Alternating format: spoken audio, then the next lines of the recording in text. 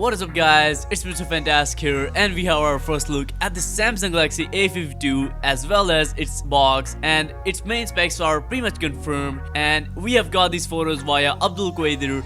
I don't know if I'm pronouncing it right, but yeah, we can see a design change that was reported a month or two back, and it's quite similar to the Galaxy A72, which I also made a video on. Link will be in the description down below and here in the icon. Definitely check it out after watching this video. And I think that the design is very different and unique because in this price range almost all the phones look the same, so Samsung did a pretty good job with it. We have a matte finish on it, which is like the S21 Ultra, so it'll feel a lot better and grippier and won't really catch fingerprints, which is excellent.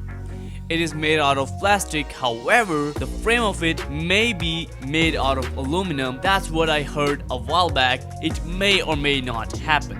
And it will also have IP67 water and dust resistance, which is confirmed. I think it's pretty awesome because we don't really see that on mid-range phones, so that's a great thing. We have a new camera module, there is a quad camera setup, and if you compare it to the A51, you can see that it is a bit bigger than it, and there's a bit of a camera bump too, and this indicates that the camera sensor will be a bit bigger too. We have a 64 megapixel main camera instead of 48 on last year, and it is going to finally have optical image stabilization. This is what I've been asking from Samsung for quite a while now. It means that your video recording will be hell a lot better. It will be quite stabilized and smooth. It won't be yanky like the previous models. So thumbs up for that. Let me know what are your thoughts on this design in the comment section below. It honestly is growing on me and I like it. As of the display, it will be pretty much the same as last year, 6.5 inch 1080p AMOLED display, but this time around we have a high refresh rate display. Finally, it is a 90Hz panel, which is spectacular. For those who are not familiar with high refresh rate displays, these displays are pretty damn smooth, and it will also help a lot in gaming with those extra frame rates, so I'm really happy about this. We will have Snapdragon 720G in it, which is a bit old processor. Exynos 1080 would have been a whole lot better because that is a mid-range chipset and it performs like a flagship. We saw that chipset on Vivo X60 Pro, but yeah, it is what it is. Snapdragon 720G definitely performs super, but it is not as good as Exynos 1080, but you won't really have much issues or lags whatsoever, so that's a great thing. It will pack a 4500 mAh battery, which is a decent upgrade over 4000 mAh on the last year's model. As of the box, we still have a fast charger and a Type-C cable.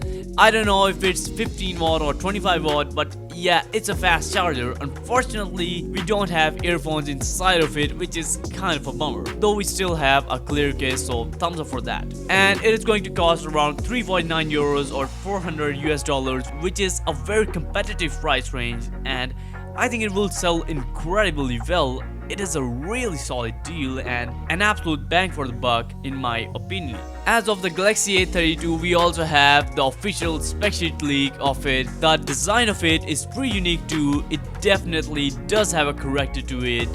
It is pretty similar to the Galaxy A31, which I made an unboxing and review on last year. Definitely check them out. Links will be in the description down below. But overall, it's pretty similar to last year. The display is also quite similar. It's a 1080p AMOLED with also 90Hz, though we have a 64 megapixel on it instead of 48, which is pretty sweet, though we don't have OIS on it. There is a 5000 mAh battery on it and MediaTek G80 processor. Samsung could have given us a bit better processor on it, but yeah, it is what it is. These devices are going to launch pretty soon. They are expected to launch this month. I don't know why Samsung is launching them pretty late as compared to last year, where they launched them like at the end of 2019, which is pretty crazy, but nevertheless, they are launching this month in March. So yeah, that's all the latest news.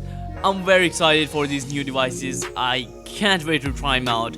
Let me know your thoughts about these devices in the comment section below. Make sure to subscribe to my YouTube channel and drop a like on this video, and I will catch you guys very soon in my next video.